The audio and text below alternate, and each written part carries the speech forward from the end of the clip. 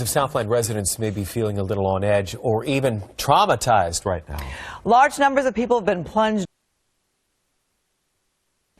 Thousands of Southland residents may be feeling a little on edge or even traumatized right now. Large numbers of people have been plunged directly into the fight for their lives and their homes without even a day to process the mass shooting last Thursday. Question: how do you cope with the day-to-day unpredictability? Dr. Carole Lieberman, a forensic psychiatrist, can empathize. You were also evacuated during the Malibu Woolsey fire. Let me first ask you how you're doing. How's your home? Well, so far, as of last night, the latest report I've gotten is that it's okay.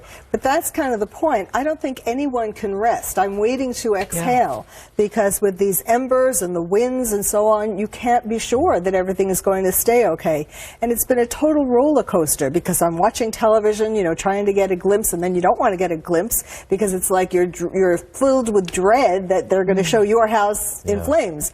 And then social media, and there's a lot of misinformation on social media. You know, there are videos, there are comments. You can really drive yourself crazy just trying to follow all of that on social media because people don't really know. And so it's been hard. It's been, I had my house. I have a horse in Topanga, a horse in Saddle Rock. And there's still all these questions about Saddle Rock. There's all this stuff about the giraffe, but what about the horses that are there? Yeah, that's so right. it's really disconcerting. Okay, so Dr. Lieberman, take that hat off for a moment. Put your doctor hat back on for us. I feel horrible for the people of Thousand Oaks who suffered this horrible shooting massacre. And before we even begin to talk about, tell their stories, begin the grieving process, that story is almost pushed because of fires burning now and are still burning. What do you say to those people? I know some of them had to evacuate, even some of the families of those shooting victims. Yes, it just, you know, this is an example of when you just ask why, like, why did bad things happen to good people? You know, two bad things in a row. You kind of feel that one was enough. You know, obviously, people who are having these kinds of traumatic reactions, you know, you're grieving. You're grieving, obviously, if you had a loved one who died in the shooting, but you're grieving with the fire, if you've lost your house. Grief and sadness, you know, it can turn into something more serious, so you might need to get help, professional help. But also you need to surround yourself in the meantime with friends. You need to try to not be glued to the television and just try to make plans for the future one way or the other. In other words, if let's say your house is okay right now, but something might happen, you need to sort of start making plans just in case that something bad would happen. There's anxiety, of course, PTSD. A lot of people are talking about how this is reminding them of 9/11. Because of the ashes, because of the suddenness, because of how huge the devastation was, and so on. So there are going to be people triggered.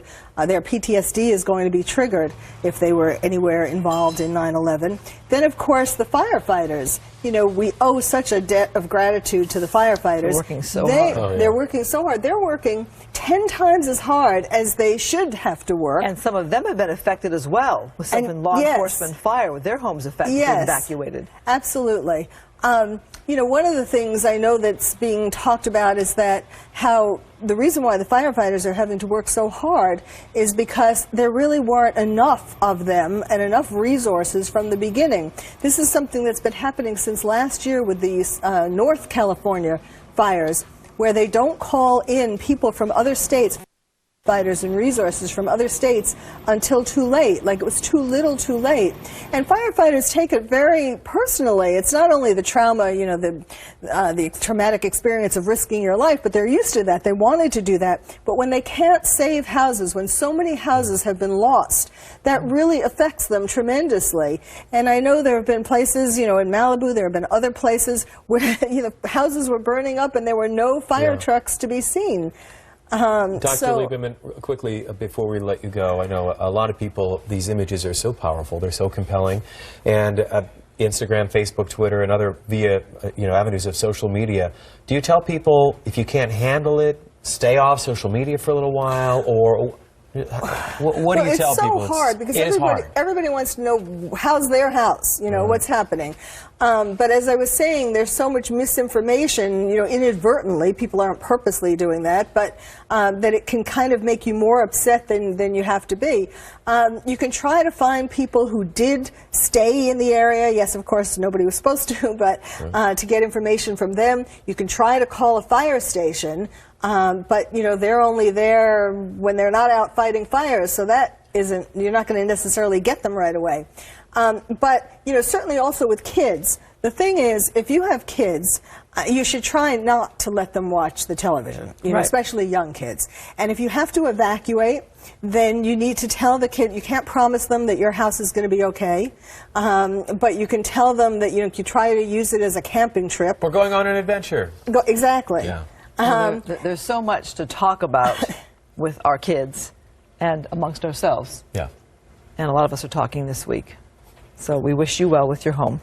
Thank you. And your home has been evacuated. Yeah, you can hear something going on here, right? It's hard to breathe. That's right. Anyway, but our home's still there, too. Thank you for the calls and email. My heart breaks for the people who've lost their homes. And when we can help the people of Thousand Oaks and start talking about the deep process. Real quick, I know we're almost out of time. What is it? I just want to say that the people whose houses, by the end of this, the people whose houses are still standing really need to help the people who lost their houses, not only because that's, you know, the humane thing to do, but it will make them feel better and have less survivor guilt. Right. Okay. Thank you so much for your perspective. Thank you for coming fingers today. crossed for your home. Thank you. All right, everyone, just